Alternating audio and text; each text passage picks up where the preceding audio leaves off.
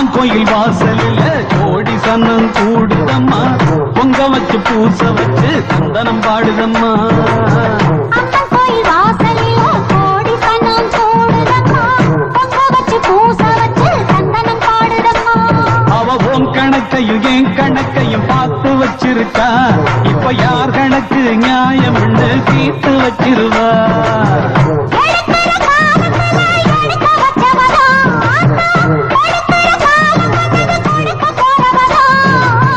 அம்மன் கோயில் வாசலில் கோடி சந்தனம் கூடுதம்மா பொங்க வச்சு பூச வச்சு சந்தனம் பாடுதம்மா